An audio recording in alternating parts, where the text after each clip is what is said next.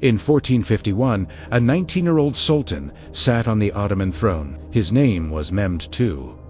He was young, but his ambition was ancient. While the powers of Europe saw a boy, Mehmed saw a destiny waiting to be fulfilled. His eyes were fixed on a prize that had eluded Muslim rulers for centuries. One city, one impossible target: Constantinople. This wasn't just a conquest, it was the fulfillment of prophecy, the key to an empire, and the dream that would define his life. Mehmed II was no ordinary prince. He was a scholar, a linguist, a historian. He spoke multiple languages fluently. He studied the campaigns of Alexander the Great and admired the power of the Roman Emperor. He delved deep into Islamic texts, memorizing prophecies that spoke of a great leader who would conquer the legendary city. He saw himself in those words. This wasn't mere ambition. It was a profound, almost spiritual conviction. He believed he was the one chosen by destiny. And this belief fueled an obsession that would shake the foundations of the world. To achieve the impossible, Mehmed knew he had to understand why everyone else had failed. He spent countless hours studying every previous siege of Constantinople. He analyzed the early Arab attacks, the failed attempts by his own Ottoman ancestors, and even the strategies used by the Crusaders. He was like a detective poring over cold cases, looking for clues. He identified 3 critical weaknesses that had saved the city time and again: its unbreakable sea supply routes, the legendary strength of its Theodosian walls, and the political alliances that could bring reinforcements from Europe. For every problem, Mehmed devised a solution. He wouldn't just repeat history, he would correct it. His first move was a masterpiece of strategic genius. In 1452, he ordered the construction of a massive fortress on the European side of the Bosphorus Strait, directly opposite an existing Ottoman fort. He called it Rumeli Hisare, the Fortress of Rum. In a stunning feat of engineering and logistics, it was completed in just 4 months. Its purpose was brutally simple: to seize control of the strait and sever Constantinople as lifeline to the Black Sea. Any ship trying to pass would face the fortress's powerful cannons. The Byzantines protested, but Mehmed's message was clear: your isolation has begun. The siege hadn't officially started, but the city was already being choked. Next, Mehmed turned to technology. He knew that to breach the unbreachable walls, he needed a weapon the world had never seen.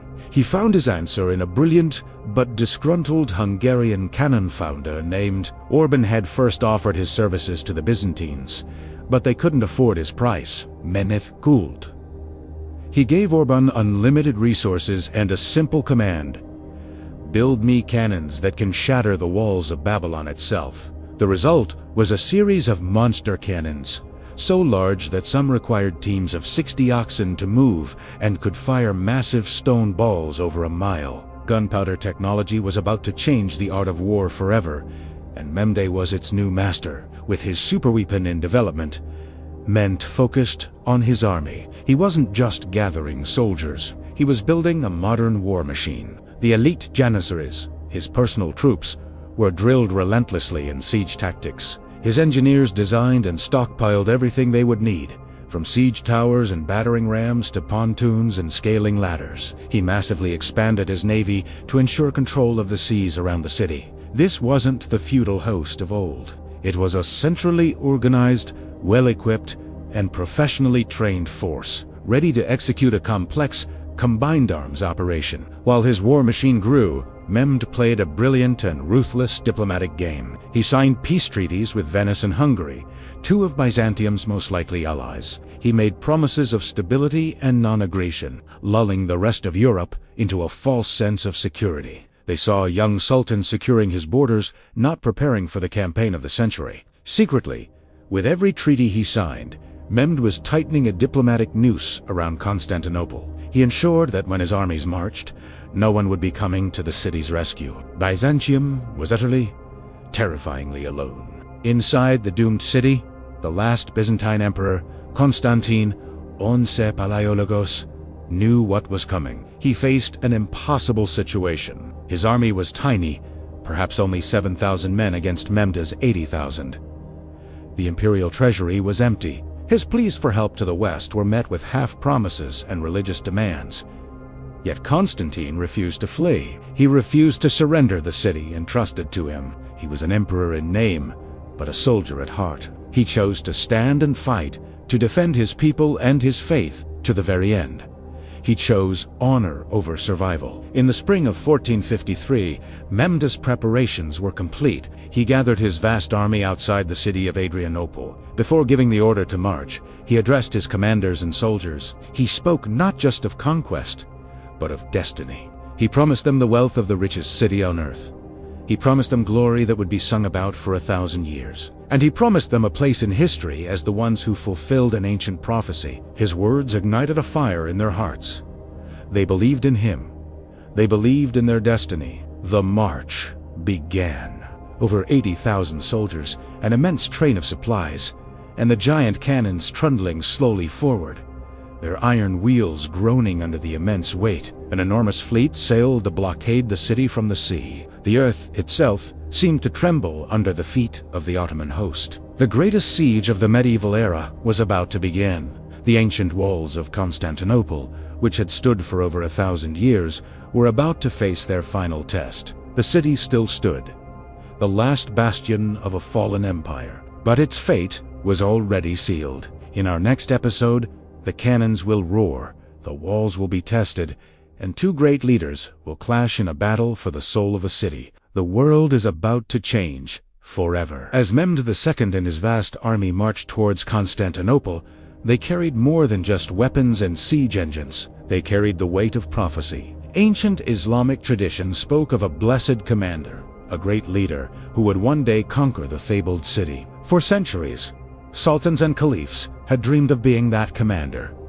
Mehmed didn't just dream, he believed. He was convinced that destiny had chosen him for this sacred task. This profound belief fueled him, giving him a confidence that bordered on the supernatural. In his mind, failure wasn't just an undesirable outcome. It was an impossibility. The pages of history were waiting for his name, and he was determined to write it in fire and steel. Meanwhile, inside the besieged city, the Byzantines weren't just reinforcing their walls. They were fortifying their souls. They engaged in a desperate campaign of psychological defense. The air was thick with the constant, haunting clang of church bells, a sound that mixed hope with dread. Day and night, priests led solemn processions, their voices rising in endless prayers for deliverance. Holy relics, believed to hold miraculous powers, were paraded along the ramparts, a spiritual shield against the Ottoman threat. For 1,000 years, the Byzantines had believed their city was protected by God himself. They prayed that divine intervention would save them once more. But faith, no matter how strong, is a fragile defense against the cold, hard reality of cannonballs. Mehmed, however, was a ruler who understood that faith and force must be guided by intelligence. He didn't rely solely on the might of his army. Long before his cannons were in position, his spies were at work, disguised as unassuming merchants, diplomats, and even refugees. His agents moved silently through the streets of Constantinople.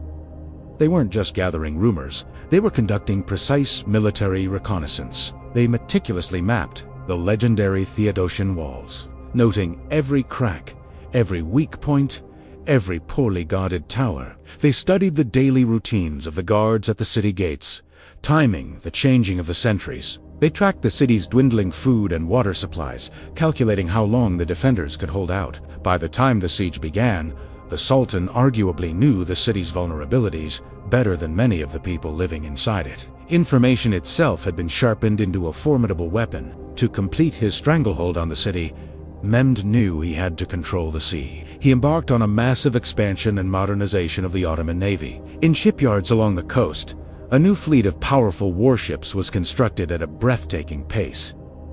These weren't just transport vessels, they were floating siege platforms, designed for combat in the tight confines of the Bosphorus. Thousands of sailors, drawn from across the empire, were rigorously trained in naval siege operations, learning how to blockade a port and support land-based assaults from the water. The Sultan's strategic goal was brutally simple and ruthlessly effective: to encircle Constantinople completely, by land and by sea. There would be no escape for the Byzantines. No reinforcements could reach them, and ultimately, no hope would remain. Yet, One massive obstacle stood in the way of Memdu's total naval dominance. The Golden Horn. This natural harbor, a vital artery for the city, was protected by an ingenious and formidable defense. A gigantic iron chain, stretching over 750 meters from the city to the Genoese colony of Galata on the other side, blocked the entrance. This colossal barrier had thwarted enemy fleets for centuries, making the harbor a safe haven for the Byzantine navy. To most military commanders, this chain was an insurmountable problem. Breaking it seemed impossible, but Mehmed II was not like most commanders. Where others saw an impassable barrier, he saw an unconventional opportunity. His solution would be so audacious, so brilliantly insane, that it would stun his enemies and echo through history. The plan was born from a mind that refused to accept limitations. If he couldn't go through the chain, he would go over the land. Mehmed ordered his engineers to undertake a monumental task: build a road of wooden planks over the hills of Galata, the landmass that stood between his fleet and the harbor. The path was cleared, leveled, and then covered with massive wooden tracks, like a primitive railway. These tracks were then heavily greased with animal fat and olive oil. The plan was almost unbelievable in its ambition. He was going to transport his warships Dawsons of Tim, not around the chain, but over a mountain. It was a feat of engineering and logistics that bordered on the fantastical, a secret weapon that the Byzantines would never see coming. While his engineers toiled, Mehmed focused on his most important weapon: the spirit of his soldiers. He knew that technology and strategy were useless without unbreakable morale. He moved through the army camps, a charismatic and imposing figure, speaking to his men directly. He didn't just give orders from a distant tent. He walked among the Janissaries, his elite warriors, and the common soldiers alike. He reminded them of the glorious rewards that awaited them. He promised them gold from the city's legendary treasures, fertile lands to call their own, an honor that would elevate their families for generations. But he offered them something even greater: a chance at immortality. To be part of the army that conquered Constantinople was to secure a place in history forever. His words ignited a fire in their hearts. Morale soared to a fever pitch. This was no longer just an army. It was a force of nature, hungry for victory. As the Ottoman war machine closed in, a final, desperate attempt at diplomacy came from within the city walls. Emperor Constantine XI sent his most trusted envoys to Mehmed's camp. They came bearing offers, hoping to buy their survival. They offered to increase the annual tribute paid to the Sultan. They offered a massive one-time payment of gold and silver. They even offered to swear fealty, making the Byzantine emperor a vassal of the Ottoman Sultan. But Mehmed's response was cold and resolute. He refused every offer. This was no longer about money or political maneuvering. This was about fulfilling a destiny he had embraced since childhood. The time for negotiation was over. The verdict of history was about to be delivered. Despite his unshakable public confidence, the immense pressure of the moment weighed heavily on the young Sultan. Mehmed was only 21 years old, yet he carried the hopes and ambitions of an entire empire on his shoulders. He knew that a single misstep, a single failure, would not just be a military defeat. It would shatter his reputation and could potentially destabilize his rule. In the quiet solitude of his tent, late at night, the conqueror became a scholar. Surrounded by maps, charts, and intelligence reports, he would pore over every detail of the coming assault. He planned the battle not day by day, but hour by hour, anticipating every possible move by the enemy and preparing a counter for each one. Victory had to be architected with absolute precision. Finally, in early April of 1453, the moment arrived. The vast Ottoman army, a sea of men in steel, appeared before the walls of Constantinople. Before them stood the legendary Theodosian walls, a triple line of fortifications that had stood for 1,000 years. They were massive, ancient, and had repelled every invader who had dared to challenge them. This was the ultimate test. The final confrontation between the old world and the new had begun. The siege was about to start. Two worlds now stood facing each other across a field that would soon be soaked in blood. One, an ancient empire, the last remnant of Rome, clinging desperately to survival. The other, a rising power, young, hungry, and driven by a belief in its own manifest destiny. The great cannons were loaded. The war drums fell silent, creating a terrifying quiet. The greatest siege of the medieval age was only seconds away. The drums of war are silent. For now, as the massive Ottoman army settles in around the legendary walls of Constantinople, an eerie quiet descends. It's the kind of silence that's louder than any noise. A heavy, suffocating stillness. The wind whispers across the thousands of tents, carrying with it a palpable tension. On both sides of the formidable Theodosian walls, every soldier, every citizen, every general knows this is not just another battle. History itself is holding its breath, waiting for a moment that will change the world forever. This is the calm before a storm that will redefine empires. Inside his command tent, the young Sultan Mehmed II gathers his most trusted commanders. Lamplight flickers across detailed maps spread over large tables. Every tower, every gate, every section of Constantinople's walls is marked, analyzed, and debated. Lines are drawn, marking the planned routes of assault. Some of the older, more experienced generals express their doubts. They speak of the city's impregnable reputation, of sieges that have failed for 1,000 years. But Mehmed, with a cool confidence that belies his youth, simply looks at the map and says, "Impossible walls fall to prepared minds." For him, there is no plan for retreat, no contingency for failure. There is only one path forward: total victory. While the Ottomans plan their victory, the people inside Constantinople prepare for their end. A deep, somber melancholy fills the ancient streets. The great churches, like the Hagia Sophia, are packed with people. Families huddled together, praying for a miracle that deep down they know will not come. Soldiers, their faces grim, share what they believe will be their final moments with their loved ones, kissing their children goodbye. The weight of 1,000 years of history, the legacy of the Roman Empire, presses down on them. They are facing their last sunrise, the final chapter in a story that began with Augustus Caesar. As night deepens, Sultan Mehmed cannot sleep. He leaves the strategic discussions and walks alone under the stars, the silhouette of Constantinople's domes against the night sky. His mind is not on logistics or troop numbers anymore. He thinks of the great conquerors who came before him: Alexander, Caesar. He reflects on the prophecies and the stories that foretold this moment. A profound realization dawns on him: if he fails, he will be just another forgotten name in a long list of ambitious rulers. But if he succeeds, his name, Mehmed the Conqueror, will echo through eternity. The burden of destiny is a heavy one, and tonight he feels its full weight upon his shoulders. In the Ottoman camp, the engineers and artillerymen make their final preparations. The giant cannons, the superweapons of their time, are carefully loaded. Huge stone balls are hoisted into place. Gunpowder, measured with painstaking precision, is packed into the massive bronze barrels, which still glow faintly from previous test firings. Each cannon is a marvel of engineering, a testament to a new era of warfare. They represent a direct challenge to the ancient belief that Constantinople's walls were invincible. Tonight, technology is poised to shatter tradition. Among the elite troops, the Janissaries, preparations are not just physical, but spiritual. They gather in disciplined groups, their prayers rising softly into the night air. They sharpen their scimitars to a razor's edge. The sound of steel on stone, a rhythmic, deadly hum. Many take a quiet moment to write final letters home, entrusting their last words to comrades. For a Janissary, death in the Sultan's service is not to be feared. It is the ultimate honor, a path to martyrdom and eternal glory. As they complete their rituals,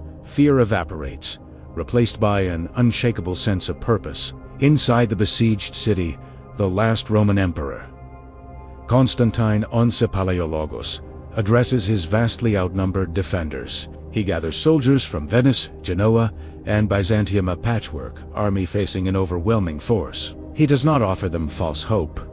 He speaks with brutal honesty. There will be no retreat. There will be no surrender. Only honor or death. Tears stream down the faces of hardened warriors.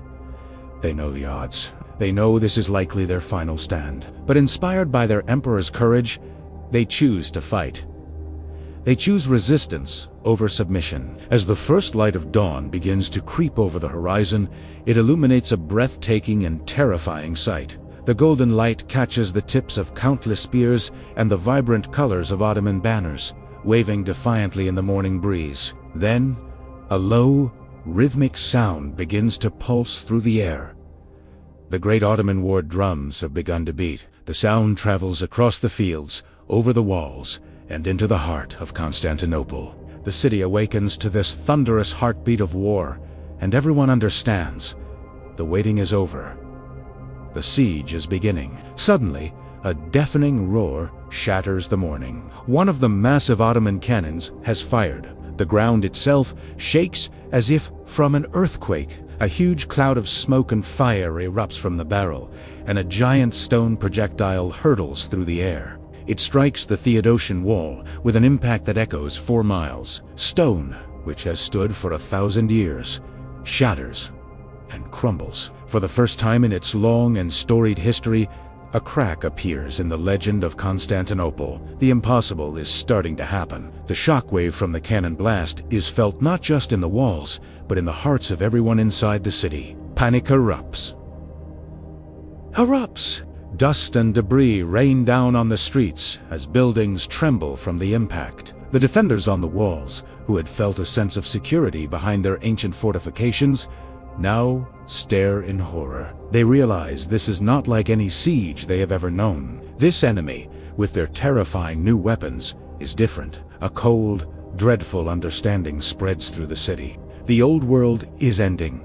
Right before their eyes, the siege has begun. The cannons roar, the walls tremble, and 2 empires stand on the brink. One is destined to fall, and the other 2 rise from its ashes and change the course of history forever. Find out what happens in the final, dramatic conclusion. Thanks for watching, and don't forget to subscribe for the next episode.